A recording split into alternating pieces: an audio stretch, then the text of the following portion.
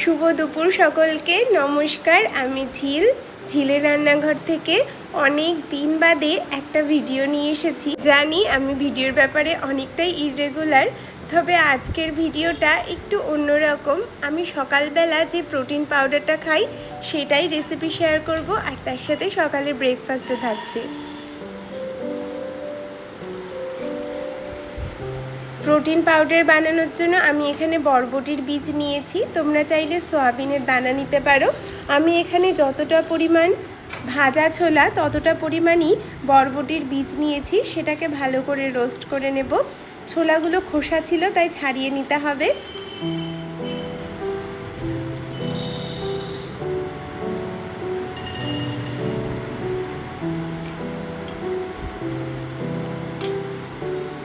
দুই থেকে 3 মিনিট একদম কম আঁচে রোস্ট করে নিলেই দেখবে রেডি হয়ে যাবে। ওটস নিয়েছি সব কিছুর অর্ধেক, এরপর তারও অর্ধেক নিয়েছি মিক্স সিড, মানে ধরো একটুখানি চিয়া সিড আছে, তার সাথে তিসি, তিল, পামকিন সিড আর সানফ্লাওয়ার সিড। এই সব কিছুকে হালকা রোস্ট করে নিয়ে এবার ঠান্ডা হতে রেখে দিলাম।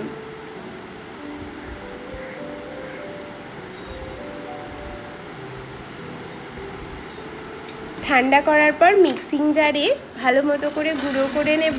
এই গুঁড়োটা কিন্তু 1 মাস কোনো রকম প্রিজারভেটিভ বা ফ্রিজে রাখা ছাড়া থেকে যায়। আমি 1 মাসের জন্যই বানিয়েছি, তো আমি 2টো কৌটোর মধ্যে সমান ভাগে ভাগ করে রাখি। এই ঘরোয়া প্রোটিন পাউডারটা ভীষণ ভালো লাগে খেতে। এর সাথে আমি কলা মিশিয়ে খাই, অথবা ধরো আপেল, আম, যখন যেটা সিজনাল ফ্রুট হয়, কখনো কখনো কোকো পাউডার, কফি এসব দিয়েও একটা স্মুদি বানিয়ে খাই।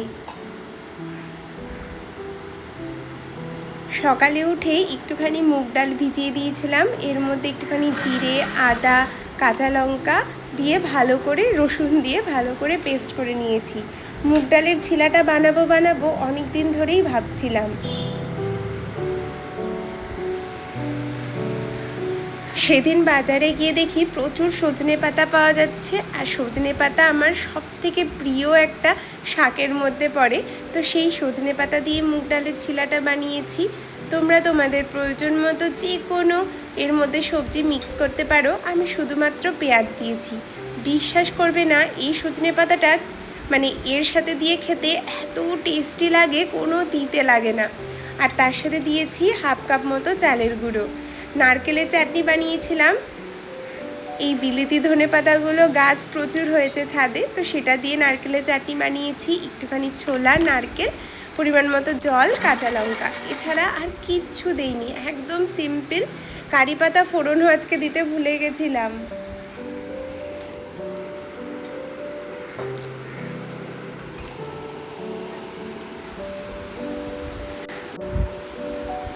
এদিকে কিন্তু ফ্রাইং প্যান নিয়েছি ননস্টিক, তার মধ্যে সামান্য একটু তেল দিয়ে ছিলাগুলো বানিয়ে নেব। খুব বেশি সময় লাগে না, 2 থেকে 3 মিনিটেই ছিলাগুলো সুন্দর তৈরি হয়ে যায়। জাস্ট একবার বাড়িতে বানিয়ে দেখো যদি তোমরা না খেয়ে থাকো, আর যদি খেয়ে থাকো তাহলে তো জানোই এর স্বাদ। এটা সকালের ব্রেকফাস্টে বানাই, কখনো কখনো রাতের ডিনারেও এটা আমার হয়ে যায়। এর সাথে 2টো সেদ্ধ ডিম দিয়েছিলাম।